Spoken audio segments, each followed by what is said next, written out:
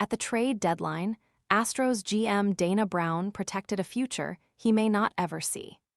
Houston, during a trade deadline that could determine his fate, Houston Astros general manager Dana Brown protected a future he isn't guaranteed to see. His contract expires after this season, one in which the Astros have turned themselves into legitimate contenders in a lackluster American League. Advertisement Brown did little to meaningfully increase their chances. Acquiring center fielder Daulton Varsho raised the floor of Houston's most lackluster position. But for a second consecutive season, Brown failed to fortify a scuffling starting rotation that seemed in obvious need of reinforcement. Wet boots ruining your mornings? This silent, fanless dryer gently dries boots, shoes, and gloves overnight while helping reduce damp odors, so your gear is ready when you are. Want to get the best verified deal and see full details? Visit grabdeal.us/4 right now. Not doing so left some members of the Astros organization befuddled, according to multiple team sources who spoke on the condition of anonymity to discuss trade talks. Manager Joe Espada, who spoke to reporters after Varsho's acquisition, but with 30 minutes remaining until the deadline, remained diplomatic when asked whether he expected more additions.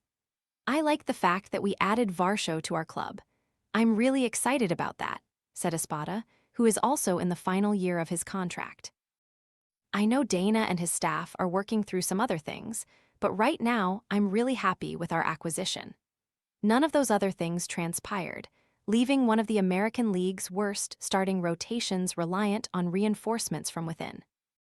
Hayden Wesneski and Ronald Blanco, two pitchers fresh off 14-month recoveries from Tommy John surgery, were treated like a trade acquisition, Brown said on Monday. Blanco has allowed 12 earned runs in his first 14-2-3 innings.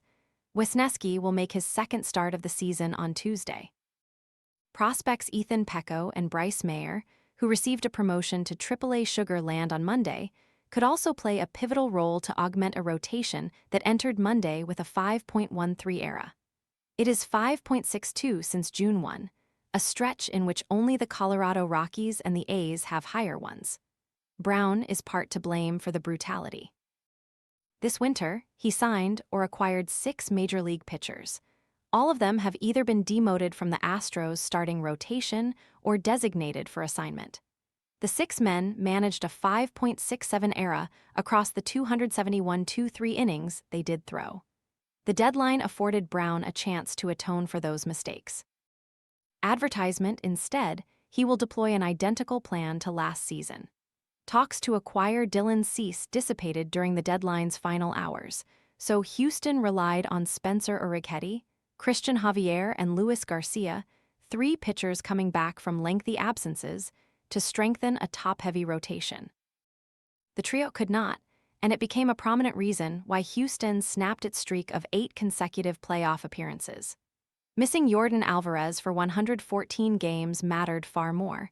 His stupendous 2026 season is proof of it, but it is dangerous to wage a similar gamble with so much at stake for both Brown himself and his ball club. "The one thing we have to do is we have to balance the upside play we're going to have with getting the pitching versus what it's going to do to your prospect capital and the future of the organization," Brown said on Monday afternoon. "It's a delicate balance you have to work through.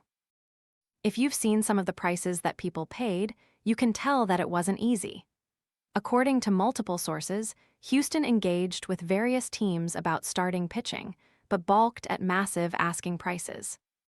The Astros' paucity of prospect capital and clubs asking for some players who were non-starters in negotiations made things more difficult. Brown said the club had multiple conversations about pitching and felt like we got close a couple times. Foster Griffin was among the Astros' chief interests.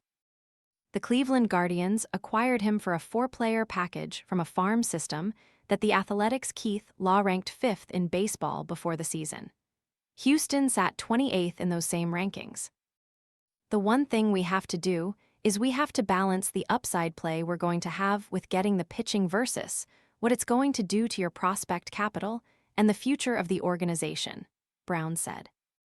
It's a delicate balance you have to work through. Advertisement for Brown, though, it is worth wondering why any of that balance existed at all. Both he and Espada are in make-or-break seasons. Making the playoffs will not guarantee either man another contract. They work for someone who parted ways with a general manager days after he won the 2022 World Series, but missing the postseason altogether will make owner Jim Crane's decision obvious.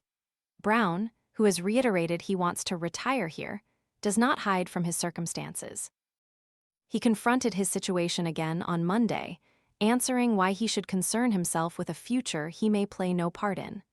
It's quite ethical to balance the present and the future.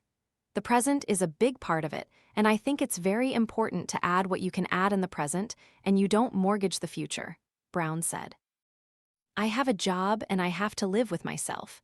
If I'm not here next year, I'm going to be somewhere else, and I want to come across as a person that values the organization you're working for. I think it's the right thing to do. And so, Brown avoided parting with any of the club's prospects. At the direction of ownership, he could not pull from Houston's current Major League roster, though he did trade Arrighetti, who is on the injured list, to the Toronto Blue Jays for Varsho.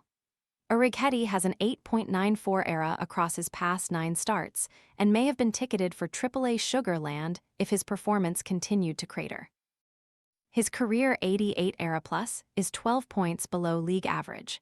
Houston did not trade away a rotation stalwart, but did part with someone who still has 3 more seasons of club control. Swapping that for Varsho, a rental center fielder, demonstrates how steep prices were in a market Brown described as one where there just wasn't much supply and a lot of demand. Advertisement, that made it difficult, Brown said. Other than that, you'd have to pull from your major league team and you're robbing Peter to pay Paul. We didn't want to do that because we felt like the major league team is in good shape right now. We're on a winning streak. They are. The Astros entered Monday winners in 11 of their past 12 games and holding a 2-1-2 game lead in the American League West.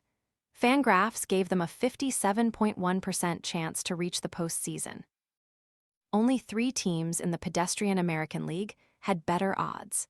If Houston wins a weak American League West and makes a meaningful playoff run, failing to add another arm will become a footnote in an otherwise impressive ascension from a 2031 record on May 20. Failing to do so will have more grim implications. Now, Brown must see what the future holds.